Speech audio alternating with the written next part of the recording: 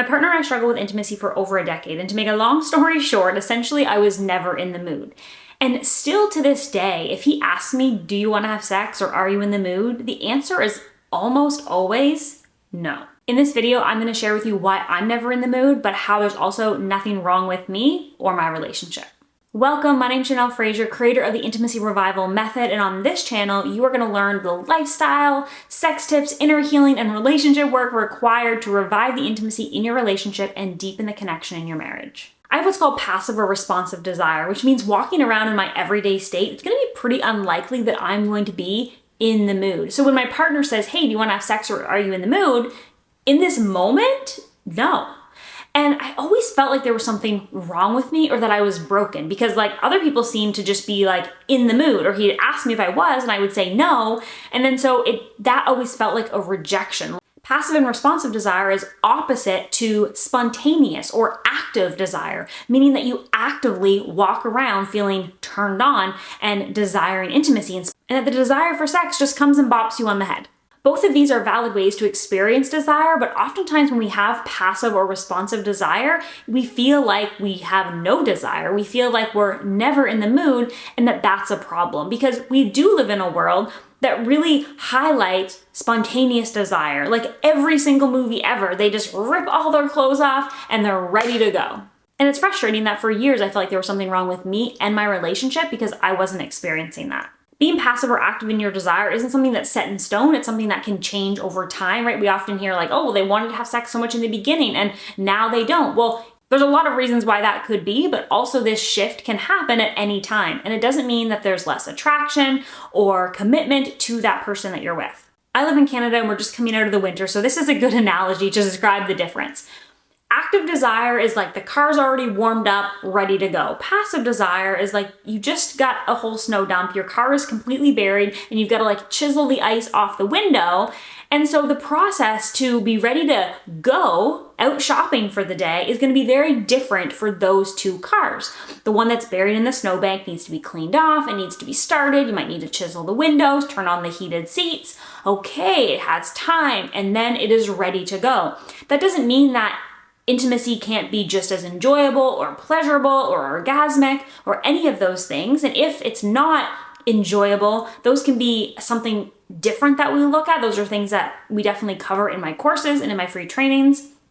So these are all different pieces to the puzzle. But when we're talking about simply being in the mood and having desire, this is really something we need to understand. Are you more passive or are you more active? And that there's nothing wrong with being either one. It's simply about knowing which one you are and how to work with it. If intimacy and getting in the mood has been a struggle for you and you're feeling that disconnection in your relationship and you want to figure this out, you definitely want to watch my free training where I walk you through how to go from being never in the mood to turned on and confident so you can connect the way that you want to in your relationships. You can understand why you are the way you are, why you're not enjoying sex, what's blocking you, and my 10-step proven formula for overcoming the intimacy struggle.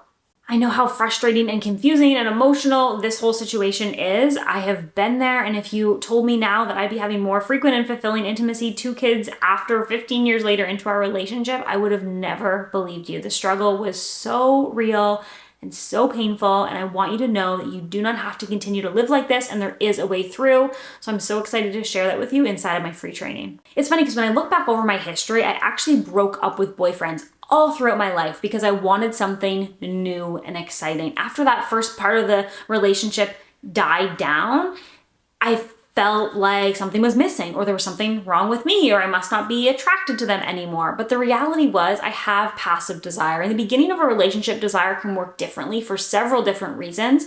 So the argument of like, oh, she loved it in the beginning but now doesn't, isn't really that valid here because so much changes between the beginning and moving into a long-term relationship. But I would actually break up with people because I wanted something new and exciting. It's because I was chasing desire. We have a whole society right now that chases that spark and that desire. But when we move into a long-term relationship, it's going to operate and feel very differently.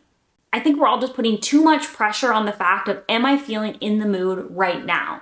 And Emily Nagoski, she is world-renowned for this type of work, and she just put out a new book called Come Together. And one thing she talks about in there that I just was like, yes, was having pleasure as the measure in your relationship versus desire. And that if we continue to chase desire, it changes so much over the course of a relationship, especially if you're passive in your desire. And you can really judge and be confused about the relationship or your level of attraction if that is your measure. The measure should be pleasure, which means, can you experience pleasure in your relationship? Can you experience pleasure when you do connect physically? Is the sex you're having enjoyable? Is it worth wanting? All of that is so much more important than how much you are desiring. As someone with passive desire, it has become super important to know that the intimacy that I am having is enjoyable and worth wanting. And in addition to this, how is my lifestyle contributing to my overall ability to get in the mood? Because oftentimes we can feel like we can't relax or get out of our head or put down our to-do list, or we have too much stress. And all of that kind of takes someone who already has passive desire and just like buries them. It's like your car's already buried in the snowbank, but then you get like a big blizzard on top of it, and like you can't get your car out until spring. And then you go months without any desire or connection, okay? So we really need to be a little bit more cautious on the lifestyle factors to maintain connection in our relationship. Because what happens if you're buried in the snowbank for the whole winter and there's big dry spells in your relationship? You're not happy either, right? You're not feeling connected and close the way that you want to. It's not just about sex. Oftentimes when we have passive desire, we don't really know how to navigate that. So we just disconnect entirely. So it's not just that we don't want to have sex, but we don't want to like lead our partner on or tease them or do something our body doesn't want. And so like we don't even kiss or hold or be together physically in any way. And that changes our emotional connection. Like it just can we can easily, I know at least for myself, I can really slip into like letting myself be buried in the snowbank and disconnecting, but then I'm not fulfilled either.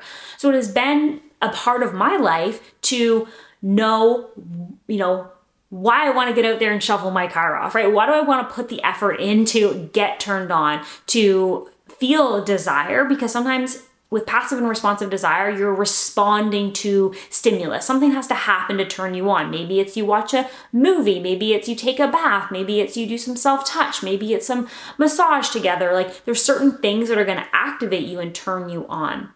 And so learning to live in a state that's more relaxed and more at peace has been super important so that I'm not coming from such a depleted place, and then knowing the things that I do respond to, that my turn on and my desire does respond to, and my partner learning that as well. And no, it's not that someone with passive or responsive desire is a big project for their partner, right? As someone with passive desire, you need to take responsibility for that. You need to understand how your body works and be able to open yourself up to intimacy. But when you're in a relationship with someone, it's also your partner's responsibility to listen and communicate. Both of you communicate about the needs of each other, and maybe the pace that you need to move is a little bit different. So if you feel like struggling to relax and get out of your head and put down the stress is like also a big part that's contributing to your situation, then definitely go grab 21 Ways to Relax. It's a free guide that I share with you, 21 Ways to Relax, get out of your head, to get in the mood easier, to help you to live at more of a baseline that you can respond. As a woman, I am a deep thinking, deep feeling woman who supports a lot, who holds a lot, who has past trauma. Like there's like a list of all of the reasons why I believe that I am the way that I am. And instead of fighting against it and trying to change it, it's about building a life and a relationship that supports all my magnificence. And me being responsive in my desire also slows my partner down to get juicier, to get more connected, to enjoy the subtle aspects of connecting and intimacy, whereas he could very easily just like get it in and get it done, and he could miss entire experiences that we now create. I think both types of desire are valuable, and oftentimes we have a partner that seems to be the opposite as us. So I just want you to know there's absolutely nothing wrong with you or your relationship. You simply have passive responsive desire, and you just now need to learn to work with it.